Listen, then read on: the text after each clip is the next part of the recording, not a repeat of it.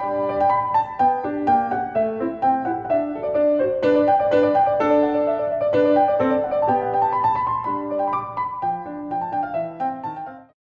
오늘은 다 함께 하나님의 말씀 골로새서 1장 18절 말씀을 통해서 우리 침례교회의 8가지 특징들, 우리 두 번째 시간을 함께 나누도록 하겠습니다. 오늘 골로새서 1장 18절 한 절의 말씀을 함께 읽고요.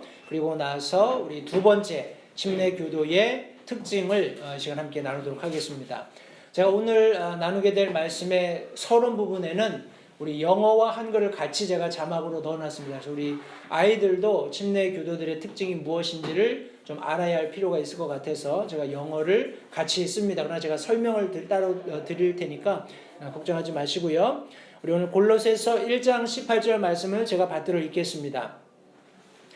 그분께서는 몸, 곧 교회의 머리시니라.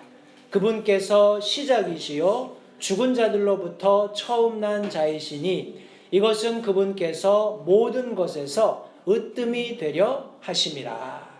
우리 주보에 한글과 영어로 제가 같이 이 본문 말씀을 넣어 놓았는데, 영어 성경에 보면은 이 으뜸이라는 단어가 preeminent 이렇게 영어로 번역이 되어 있습니다. 순서에 있어서도 첫 번째이고, 무엇을 시작하는 시점에 있어서 우리 창조의 시점에 있어서도 가장 먼저이고, 또 어떤 순서적인 면에서도 가장 먼저인 으뜸인 우두머리인 그런 어떤 상황을 표시할 때 우리 preeminent, 우리 영어로 한글로는 으뜸이다 이렇게 이야기를 하고 있습니다. 과연 예수 그리스도께서 으뜸이 되신다는 것이 무엇을 의미하는지, 특별히 침례교도의 특징들과 어떤 연관이 있는지 오늘 말씀을 통해서 몇 가지 함께 교훈을 나누도록 하겠습니다. 특별히 계속해서 침례교도의 특징들, 우리 다른 여러 뭐라고 하나요? 개신교라든지 천주교와 다르게 침례교도들이 어떤 특징을 가지고 있는지를 정확하게 아는 것은 굉장히 중요합니다. 때문에 성도들 마음의 문을 활짝 여시고 지난 시간에 이어서 우리 두 번째 시간 우리 하나님의 말씀을 통해서 함께 교훈을 나누도록 하겠습니다. 말씀을 위해 잠시 기도하겠습니다. 하나님 감사합니다. 오늘 복된 주일 사랑하는 성도들과 함께 하나님의 살아있고 영원하며 불변하시는 말씀을 함께 나눌 수 있도록 선대해 주심을 감사드립니다. 하나님, 우리는 침례교도들로서 이곳에 함께 모여 하나님의 말씀을 나누며 살아계시는 하나님 앞에 예배를 돌리고 있습니다. 하나님께서는 성경 말씀의 기록대로 모든 우주 만물을 창조하셨고 그 가운데 거하시며 그 가운데서 모든 영광과 존귀와 찬양을 받기에 합당하시다는 사실을 분명히 성경은 말씀하고 있습니다. 그러나 이 세상이 점점 더 타락해 감으로써 하나님 아닌 다른 대상을 하나님의 자리에 두고 그것을 섬기며 그것에 예배하는 그런 어리석은 모습들을 우리가 종종 발견하게 됩니다.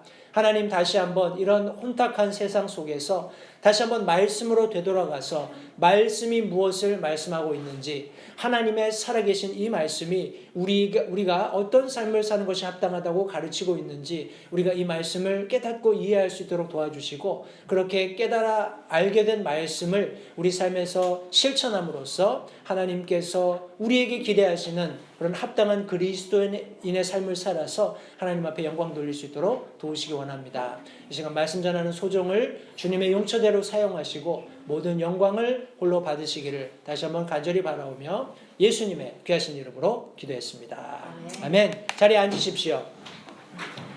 저희가 지난 시간에 침례교도의 우리 8가지 특징 중에서 첫 번째 특징을 함께 나누었습니다. 그 특징이 뭐였죠? 우리 B로 시작하는 우리 첫 번째 특징이었는데, Biblical Authority라고 제가 설명을 드렸습니다. 성경은 믿음과 실천에 있어서 우리 침례교도의 최고 권위이며 최종 권위다, 이런 내용으로 함께 말씀을 나눴습니다. 왜냐하면 성경이 침례교회의 유일한 교육의 자원이기 때문에 우리는 성경 말씀이 가르치는 것들을 가르치고 그것을 지키도록 권면합니다. 뿐만 아니라 성경은 침례교회의 유일한 능력의 주체이기 때문에 그렇습니다. 우리는 성경에 하나님의 말씀이 진리라는 것을 증명하기 위해서 발견되어지는 여러 가지 뭐 이적이라든지 기사라든지 그런 행위들로 능력을 삼지 않습니다. 완성된 성경 말씀이 우리 믿는 침례 교도들의 유일한 능력의 주체가 된다는 것을 말씀을 드렸고, 우리 세 번째로는 성경은 침례교회의 유일한 미래의 지침 혹은 시금석이다. 이렇게 침례 교도의 첫 번째 특징을 우리가 함께 정리했습니다. 그러면 오늘은 두 번째 특징은 무엇인가? 우리 여기 스크린에 보시면 베프티스트 중에 우리 A가 빠졌죠. 우리 두 번째 특징입니다. 두 번째 특징이 A로 시작하는 글씨인데 여러분들 주보에 우리 그린색으로 제가 밑에 이미 넣어 놓았습니다. Autonomy of the local church. 지역 교회의 자치다. 자치라는 것은 self-governing이죠. 스스로 통치한다 하는 그런 의미입니다. 그래서 지역 교회, 우리 지방 교회는, 독립된 교회는 스스로 통치하는, 자치하는 그런 특징을 가지고 있다는 겁니다. 제가 여기 지방 교회라고 쓰지 않은 이유는 우리 워치만 리라는 사람이 시작을 해서 우리 위트니스 리로 이어지는 그런 지방 교회라는 이단이 있습니다. 그래서 그것과 혼돈하실 것 같아서 제가 그냥 단어를 지역 교회다라고 이렇게 띄어서 이렇게 명사화하지 않고 이렇게 좀 이렇게 여러분들에게 설명을 드리려고 이 단어를 선택을 했습니다. 지역 교회는 개별적으로 자치한다, 스스로 통치한다. 이 특징이 침례 교도의 두 번째 특징입니다. 기억하시고요. 그러면 이것이 무엇을 의미하는지 제가 좀 설명을 드리겠습니다. 첫 번째, 우리 지역 교회가 자치한다는 말은 지역교회는 교회의 머리 되시는 예수 그리스도께 책임이 있는 독립된 몸이다라는 것을 의미하고 있습니다. 우리 영어로도 같이 해놨으니까 우리 유스들도 같이 보면서 우리 독립교회의 특징, 두 번째 특징, Autonomy of the local church가 뭔지를 좀 이해할 수 있게 되면 좋겠습니다. 성도님들, 우리 LA 침례교회는 LA에 적을 두고 있죠. LA의 한 지역에 우리 함께 모여서 예배를 드리고 있습니다. 이것을 성경에서는 여러 차례 거쳐서 몸이다라고 설명하고 있죠. 예수 그리스도께서 머리가 되시고 우리 지방 독립교회가 몸이 된다. 이런 설명을 하고 있습니다. 이렇게 독립된 모든 교회들은 예수 그리스도께 직접적으로 책임이 있습니다. accountable 해야 된다는 말씀이에요. 이해가 되시나요? 우리는 예수 그리스도께 어카운터블 한 것이지 다른 어떤 정부 조직이나 아니면 우리보다 상위에 있는 어떤 교단적인 차원의 다른 어떤 시스템에 이렇게 어카운터블 한 것이 아니라는 겁니다. 책임이 없다라는 거예요. 그런 것은 존재할 수도 없고 나중에 제가 추가적으로 조금 더 설명을 드리겠습니다. 또 여기 두 번째 특징은 지역교회를 운영하기 위한 모든 권위, 특별히 우리 권위라고 얘기했을 때는 우리 집사님들이나 목사님들을 선출하는, 교사들을 선출하는 그런 것들을 말하는데 이런 모든 권위들은 교회 자체에서 수급됩니다. 자체로부터 나옵니다. 따라서 교회는 자치이고 스스로 통치합니다. 우리 영어로는 autonomous 아니면 self-governing 이렇게 표현을 하고 있습니다. 이건 무슨 말이냐면 우리 교회에 가령 목사님이 갑작스럽게 세상을 떠나신다든지 아니면 사역자들이 사임한다든지 하는 일들로 인해서 공석이 되었어요. 그럴 경우에 우리가 다른 외부의 어떤 상위 조직에서 목사를 보내주기를 기다리거나 아니면 이렇게 하는 것이 아니라 교회 자체적으로 우리가 충원할 수 있는 목사를 초빙한다거나 아니면 집사를 선출한다거나 할 수 있는 그런 능력이 교회에 있다는 것을 의미합니다. 그것이 교회의 자치를 의미한다는 말씀입니다. 우리 또 다른 한 가지 특징은 교회의 신앙과 실천에 있어서 제가 우리 첫 번째 우리 침례 교도들의 특징을 설명드릴 때에도 성경이 교회의 우리 침례 교도들의 믿음과 실천의 최종 권위라고 말씀드렸는데 이 교회 안에서도 우리가 갖는 신앙과 그 신앙을 어떻게 실천하느냐 하는 데 있어서 지역교회 이외에 어떠한 종교적 상위 조직도 간섭할 수 없다고 우리 정의하고 있습니다. 제가 거기 줄을 달아놨는데 그런 조직은 존재할 수도 없습니다. 그런 상위 개념은 성경에 없는 개념이기 때문에 그런 조직이 존재할 수도 없고 또 그런 조직이 간섭할 수도 없다는 것을 이해하실 수 있게 되기 바랍니다. 우리가 어떻게 믿고 우리 예를 들어서 여러분들 잘 아는 이슈지만은 한간에 우리 개신교들 중에서는 여자 목사를 세울 것인가 말 것인가. 이제 더 나가서 동성의 자들을 목사로 우리가 영입할 것인가 말 것인가. 이걸 가지고 막 가불론바 그 교단 차원에서 막 싸우다가 교단이 나눠지고 하는 그런 것을 아마 보셨을 겁니다. 그런데 우리 성경이 말씀하시는 지역 교회들이 자치한다는 말은 이런 믿음, 우리는 여자 목사를 두지 않습니다. 그리고 동성애자를 목사로 초빙하지 않습니다. 이런 어떤 분명한 신앙과 그것을 교회 안에서 실천하는 프랙티스하는 부분에 있어서 어떤 외부적인 간섭도 받지 않는다는 것이 우리 지역 교회의 자치를 의미한다는 것입니다. 또 다른 하나는 자치는 고립을 의미하는 것이 아닙니다.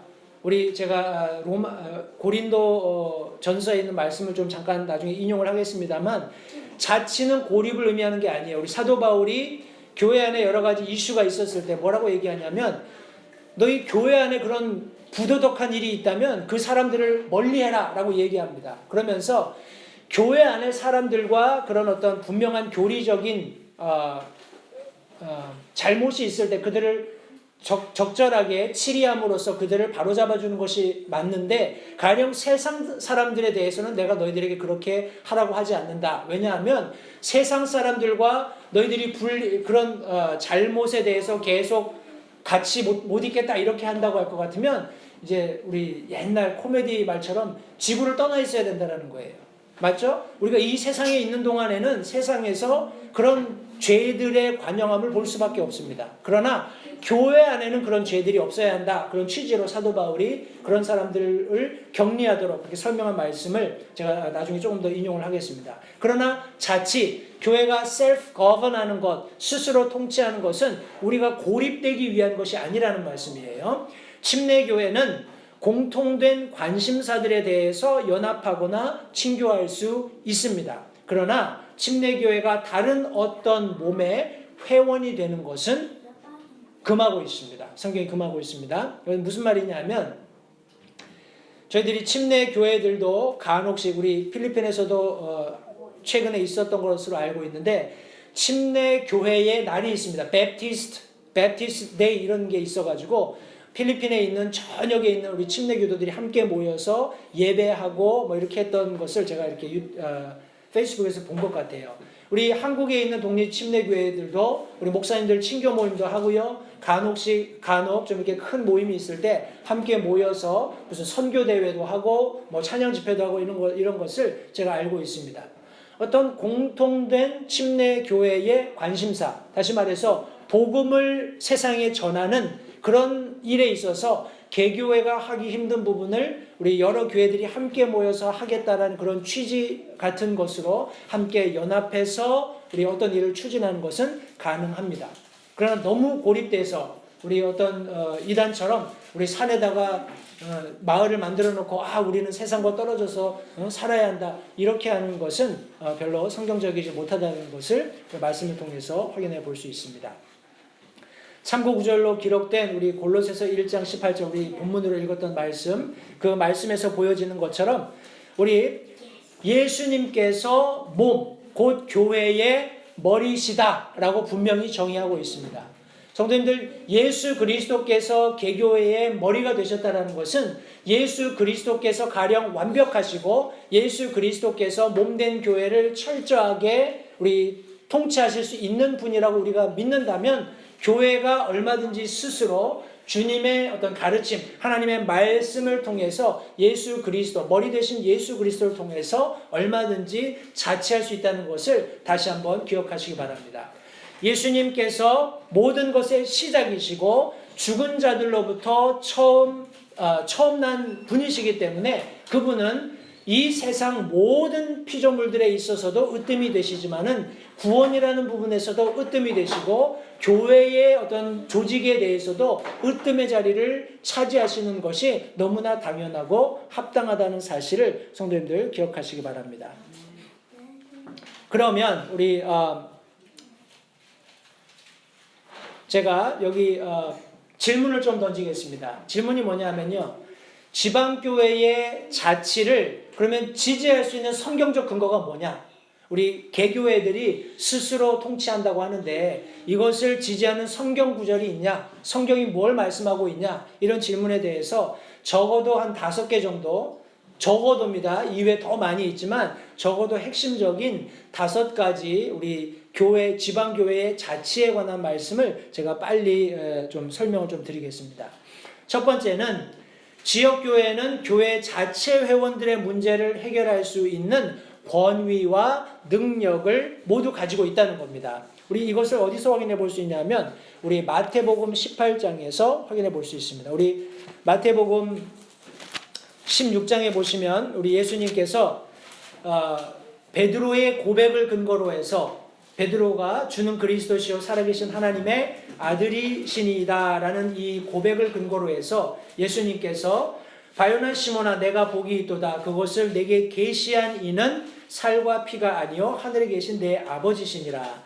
또 내가 내게 이르노니 너는 베드로라. 이 반석 위에 내가 내 교회를 세우리니 지옥의 문들이 그것을 이기지 못하리라 라고 예수님께서 세우실 교회가 무엇인지를 분명히 말씀해 주셨어요. 그리고 나서 조금 지나서 마태복음 18장 15절부터 17절 말씀해 보시면 또한 만일 내 형제가 내게 범법하거든 가서 너와 그 사이에서만 따로 그의 허물을 그에게 일러주라. 만일 그가 내 말을 들으면 내가 내 형제를 얻었느니라. 그러나 만일 그가 내 말을 듣지 아니하거든 너와 함께 한두 사람을 더 데리고 가서 두세 증인의 입으로 모든 말을 확증하라. 만일 그가 그들의 말도 무시하여 듣지 않거든 교회에게 그것을 말하되 그가 교회의 말도 무시하고 듣지 않거든 너는 그를 이교도나 세리같이 여기라 라고 말씀하고 있습니다. 이것을 후에 사도 바울이 좀 더 체계적으로 어떤 출교라는 그런 어떤 교회 안에 법적인 근거를 둠으로써 어떻게 이렇게 하나님의 말씀에 의해서 교회 안에서 화목하고 덕을 세우는 일에 저희가 되는 성도들을 치게할 것인가 하는 그런 내용을 분명하게 언급해 준 바 있습니다. 또 제가 다 인용을 하진 않겠습니다. 우리 고린도전서 6장 1절부터 말씀해 보시면 제가 읽지는 않겠습니다만 요약컨대 우리 6장부터 있는 말씀에 교회 안에 성도들 상호간에 있는 문제를 가지고 세상 법정으로 간 겁니다. 세상 법정으로 갔을 때 사도 바울이 그들을 책망하면서 너희 가운데 가장 어린 사람에게 부탁을 해도 이 문제는 해결할 수 있는데 왜 그런 문제를 가지고 세상 법정을 가냐 하는 이런 꾸지람을 통해서 우리 여기 그런 교회 안에서 이렇게 셀프 거버넌하는 스스로 자치하는 것을 좀 강조하고 있는 그런 내용의 말씀이 있습니다. 이런 말씀들을 통해서 지역 교회가 자체적인 문제들을 해결할 수 있는 권위도 있고 그런 능력도 있다는 것을 분명히 언급해주고 있습니다. 또 다른 성경 말씀은 지역 교회는 교회 자체의 지도자들을 임명할 수 있는 권위와 책임을 가지고 있습니다. 이것은 적어도 제가 앞서 설명드렸던 2가지 직분, 목사와 집사에 대해서 그런 책임과 권위를 가지고 있다고 성경은 말씀하고 있습니다.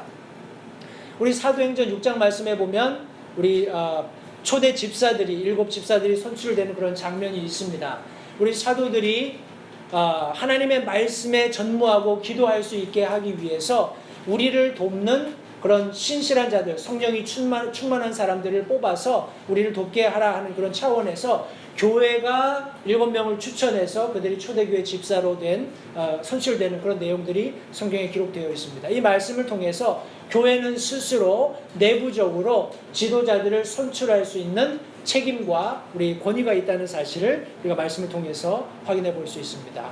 So far good.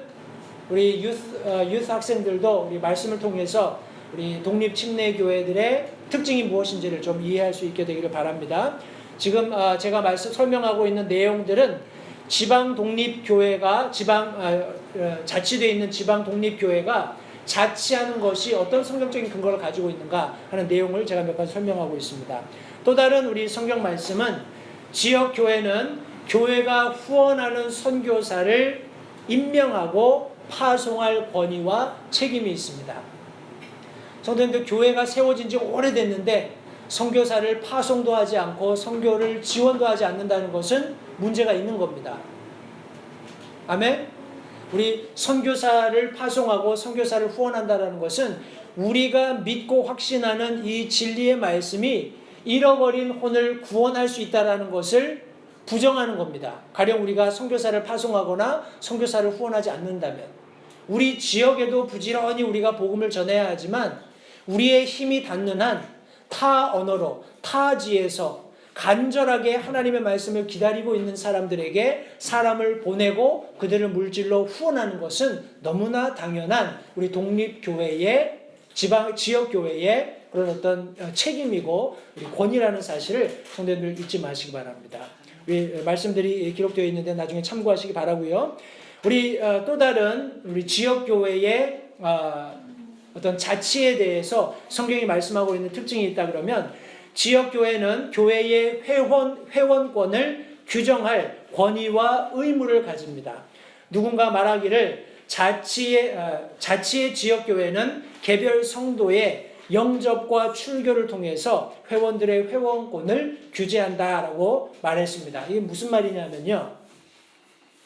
아까 제가 마태복음 18장에 언급된 말씀을 통해서 다시 한번 사도 바울이 실제적으로 우리 고린도전서 5장에 이렇게 언급한 내용이 있습니다. 우리 교회 안에 음행하는 성도들에 대해서 우리 5장 12절 말씀에 또한 밖에 있는 자들을 판단하는 일이 나와 무슨 상관이 있으리요? 안에 있는 자들은 너희가 판단하지 아니하느냐 하면서 가령 교회 밖에 있는 사람들이 음행을 하고 여러분들 이런 소리를 듣게 되면 우리가 어떻게 할 수가 없잖아요. 그죠? 아유, 그런 끔찍한 일이 왜 일어나냐 이러고 말 일이지만 교회 안에 있는 어떤 성도들 상호 간에 이런 음행이 일어나거나 이런 음행을 행하는 자들이 있을 때 왜 너희가 판단하지 않느냐 하면서 13절에 그러나 밖에 있는 자들은 하나님께서 판단하시나니 그러므로 그 사악한 자를 너희 가운데서 내쫓으라 라고 말하고 있습니다. 우리 좀 성경적인 어떤 규범적인 단어를 사용한다 그러면 그런 사람들은 출교하라는 겁니다. 교회의 권위로 교회의 동의를 얻어서 교회가 그런 regulation이라고 하죠. 교회가 그런 규칙을 그 성도에게 적용하는 겁니다.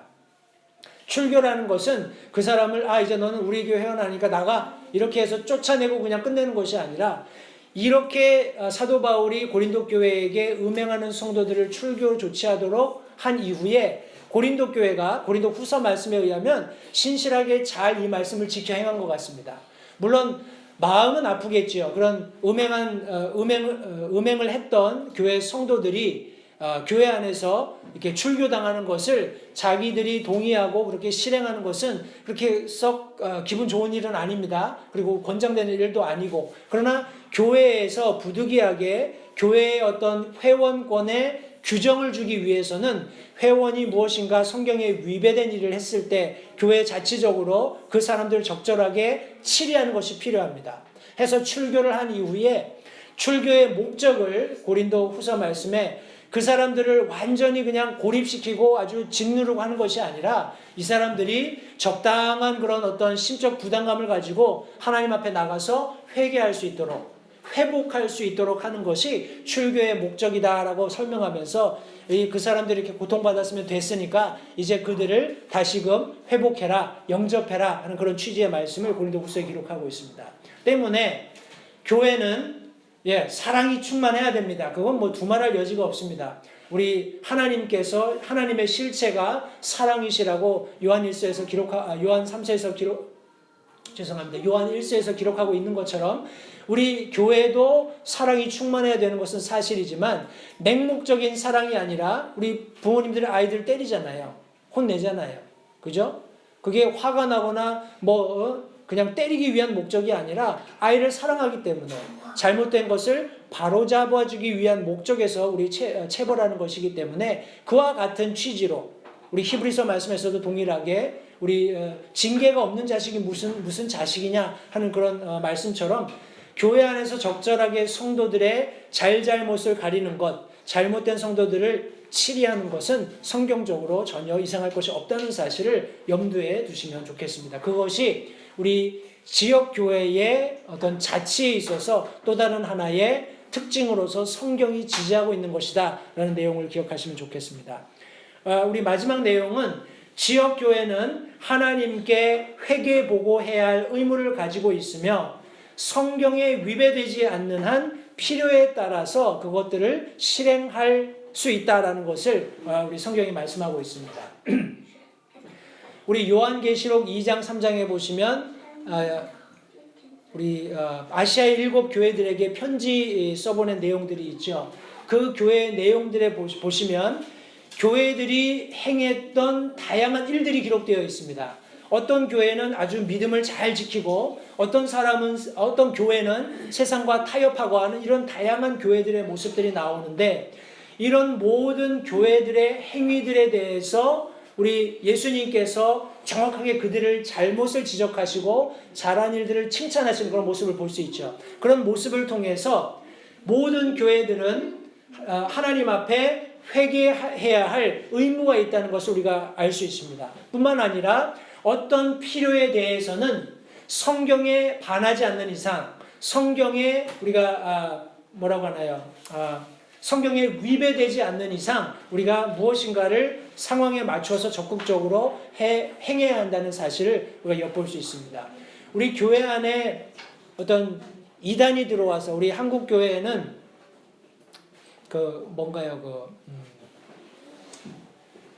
여호와의 증인도 득세하지만 그 뭐라고 하죠? 추수꾼들 보내는 신천지나 뭐 하여튼 이런 교파들이 자기 교회 사람들을 이제 아주 건강하고 멀쩡한 교회들에 보내가지고 그 교회 성도들을 빼오는 거예요. 이제 추수꾼이라 그래서 이렇게 보내는 모양인데 이런 사람들이 교회 안에 들어왔을 때 교회가 어떻게 해야 될까요? 그냥 저 사람들도 우리 사랑하고 품어줘야지. 아닙니다. 누룩이 들어왔을 때는 어떻게 해야 되죠? 누룩을 제거해야죠. 그런 과정은 성경적으로 교회가 성경에 위배되지 않고 성경이 가르치고 있는 그 법 테두리 안에서 실행해야 된다는 거예요. 그런 사람들이 들어와서 우리 어떻게 하지? 이렇게 저렇게 막 우왕좌왕하다가 교회 성도들이 미혹되고 우리 이단으로 빠져나가는 일보다는 우리 정확하게 교회 안에서 신속하게 그런 문제를 파악하고 성경 말씀의 가르침대로 그런 사람들을 출교 조치하는 실제적으로 그런 사람들이 회원이 아닐 테니까 그런 사람들을 우리 교회 밖으로 내치는 일에 적극적이어야 할 필요가 있다는 것을 여기 설명해 주고 있습니다. 자, 이런 기본적인 사항들을 염두에 두십시오. 우리 Autonomy of the Local Church, 지역교회의 자치라는 것은 분명히 우리 성경대로 믿는 그리스도인들이라면 정확히 이해해야 할 필요가 있는 그런 특징 중에 하나이고 적어도 제가 설명드린 5가지 정도의 그런 지역교회의 자치를 지지하는 성경 말씀들이 있다는 사실을 기억하시면서 제가 오늘 이 아침에 성도님들과 함께 우리 3가지 지역교회의 자치라는 것이 무엇을 의미하는지를 우리 빨리 말씀을 함께 나누도록 하겠습니다.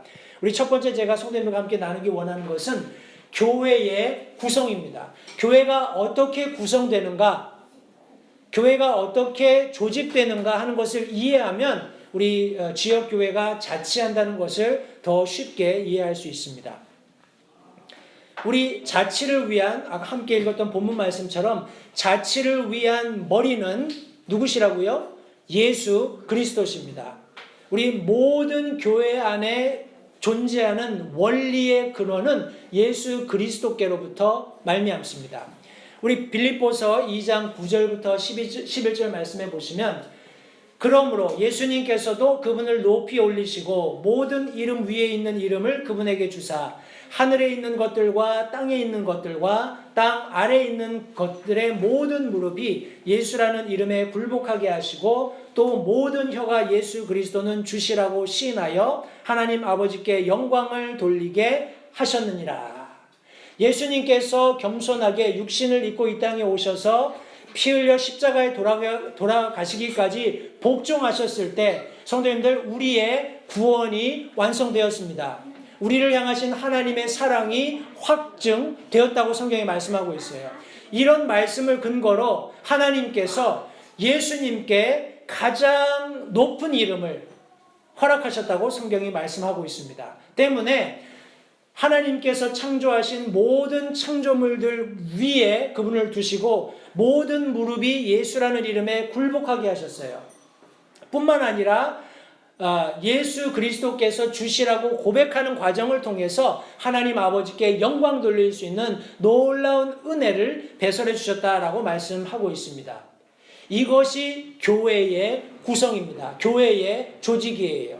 이것을 우리가 그림으로 묘사하는 것이 굉장히 어렵지만 우리 굳이 그림으로 표현한다면 이렇게 우리가 그림을 좀 표현해 볼 수 있겠습니다.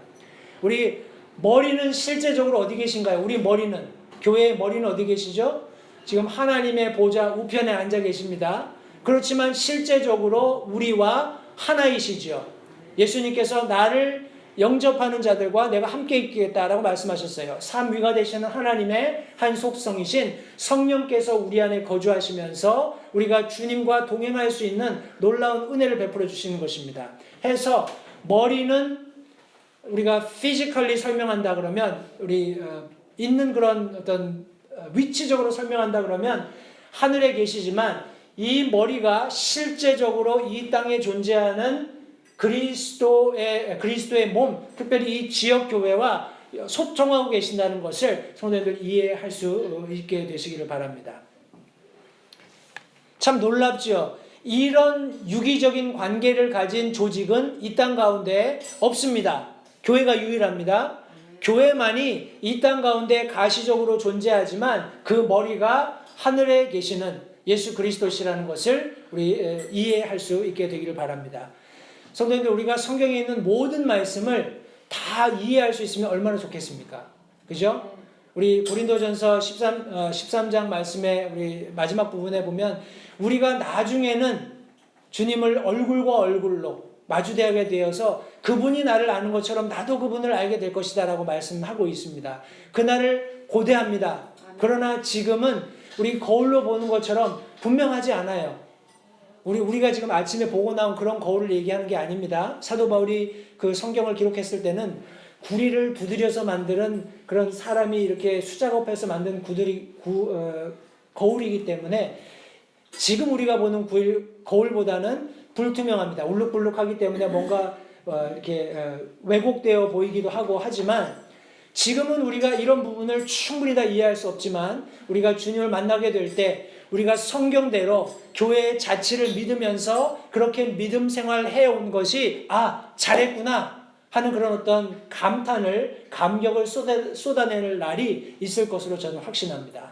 성도님들, 우리가 지금 믿고 따르고 있는 길이 비록 좁고 협착하다 할지라도 다른 사람들이 비난하고 손가락질한다 할지라도 이 말씀이 하나님의 말씀으로부터 나왔다는 것을 확신하시고 그 말씀 가운데 거하시는 우리 모든 성도님들이 되시기를 바랍니다. 네. 교회의 구성, 교회의 어떤 조직의 근간은 바로 머리로 예수 그리스도를 주심으로써 구성되게 된 것을 성경이 말씀하고 있습니다.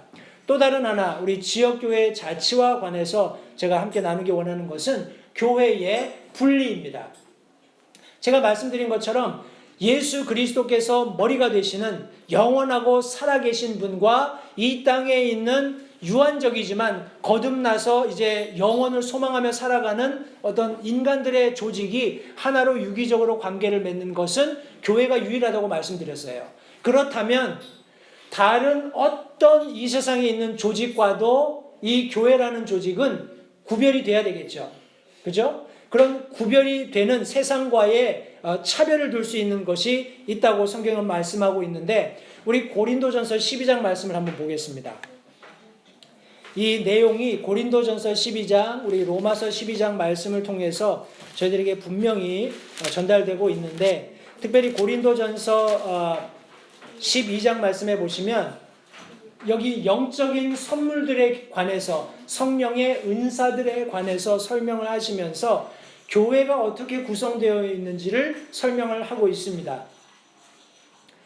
여기 지금 영적 선물에 대해서 제가 빨리 세 가지 특징만 언급을 드린다고 할 것 같으면, 영적인 선물을 성령께서 주시는데 그 대상이 누구냐 하면 구원받은 그리스도인입니다.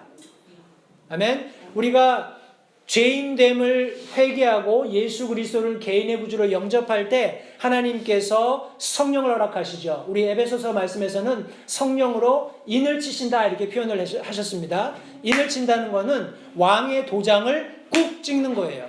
그럼 이거는 누가 뗄 수 있나요?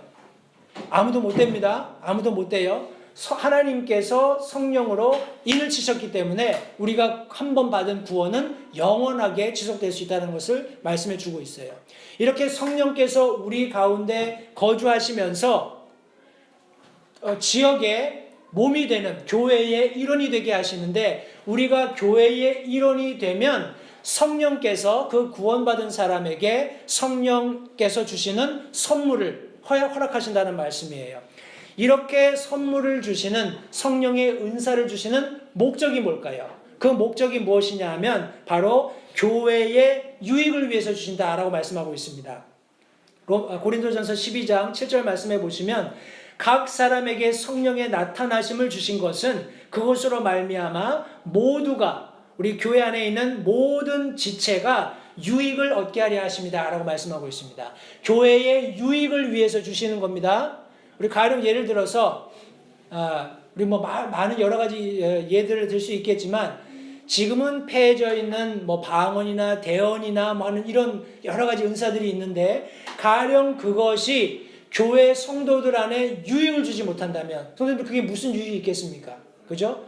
저 사람은 하는데 나는 못해. 저 사람은 가졌는데 나는 못 가졌어. 이런 교회 안에 시기심이나 분쟁을 일으키는 은사라면 그건 성령께서 주시지 않은 게 분명합니다.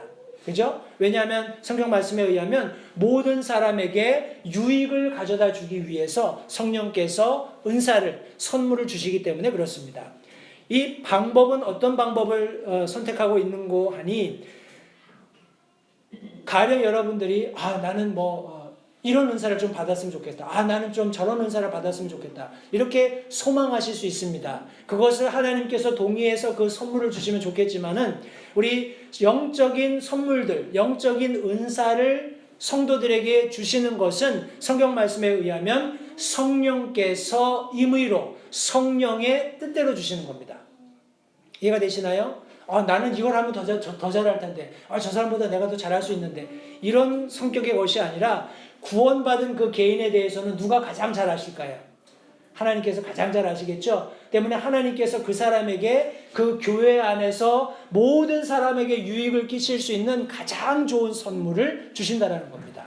해서 성령께서 임의로 그런 선물을 주시게 되는데, 18절 우리 고린도전서 12장 18절 말씀해 보시면, 그러나 이제 하나님께서 친히 기뻐하시는 대로 지체들을 곧 그것들 각각의 몸 안에 두셨다라고 말씀하고 있습니다. 이건 제가 인용하고 싶은 말씀이 아니었는데, 죄송합니다. 11절 말씀입니다. 11절 말씀해 보시면, 이 모든 것은, 여기 지금 다양한 성령의 은사들을 설명하면서, 이 모든 것은 같은 한 성령께서 행하사 자신의 뜻대로 각 사람에게 개별적으로 나눠주시는 것이다 라고 말씀하고 있습니다.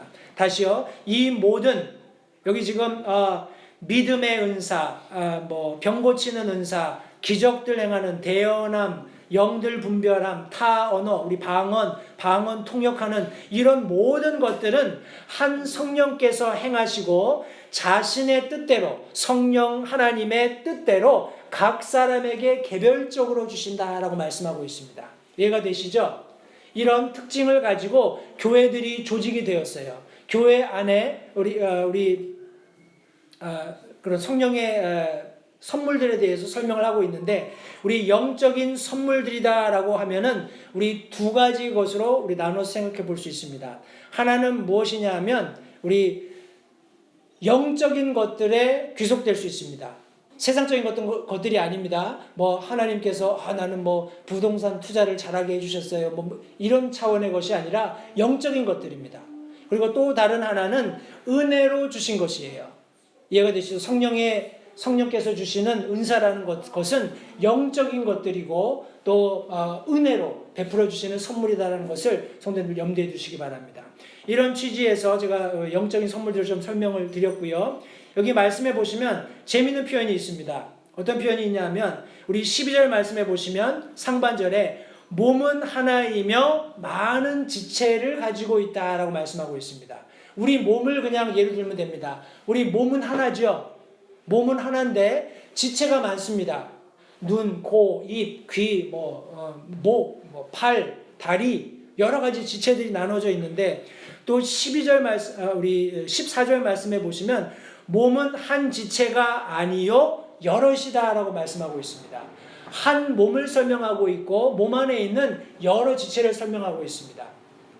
우리가 사회의 어떤 조직을 설명할 때도 우리 원리적으로는 같은 원리를 설명할 수 있습니다. 뭐 사장이 있고 뭐 부사장이 있고 그 밑에 뭐 이사들이 있고 뭐 전무들이 있고 뭐 이렇게 쭉 조직적으로는 그렇게 설명을 할 수 있겠습니다만 이것이 우리 교회와 같이 머리가 되시는 예수 그리스도께서 계시고 예수 그리스도를 믿고 구원받은 성도들의 연합체로서 머리의 어떤 뜻을 따라서 실행해가는 그런 조직과는 우리 전혀 차이가 다른 것이죠. 세상의 어떤 여타의 조직들과 때문에 이것은 철저하게 구별되어 있는 조직이라는 것을 성도님들 잊지 마시기 바랍니다.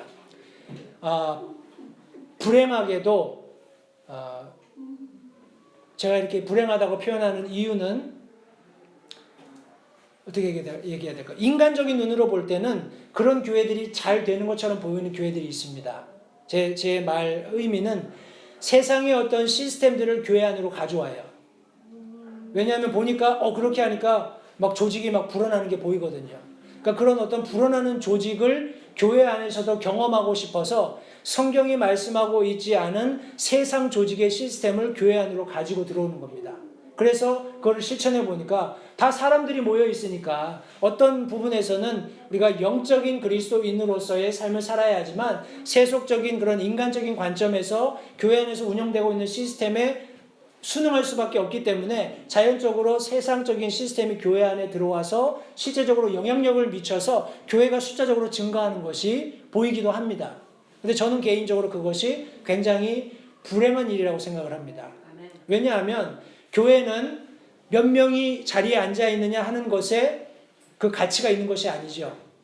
우리가 얼마나 머리 되신 예수 그리스도의 뜻을 이해하고 그분과 가까이 동행하면서 그분이 원하시는 뜻을 이룬가 하는데 진정한 가치가 있는 것입니다.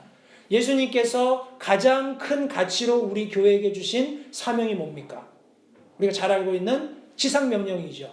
Go ye therefore. 그러므로 너희는 가서 모든 민족들에게 복음을 전하고 침례를 베풀고 내가 너희에게 분부한 모든 것을 가르치고 지키게 해라. 그렇게 할 때 내가 세상 끝까지 너희와 함께 하겠다라고 약속하셨어요. 세상에 어떤 시스템이 교회 안에 들어왔을 때 그곳에 더 이상 예수님은 계시지 않습니다. 계실 필요가 없잖아요. 더 이상 예수님께서 원하시는 일을 할 수 없는 조직이 되어버렸으니까. 다른 목적으로 가고 있는 거죠.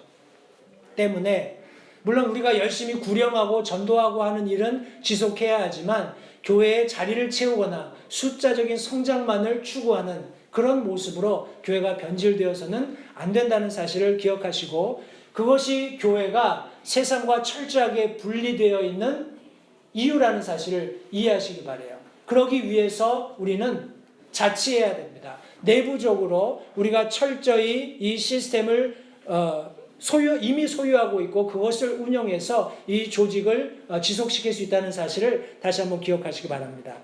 우리 마지막 한 가지는 그러면 교회가 그렇게 머리 대신 예수 그리스도를 중심으로 믿은 성도들이 함께 모여 조직된 성도들이라면 다른 모든 조직들과 분리되어 있는데 그것을 그러면 어떻게 유지할 것인가?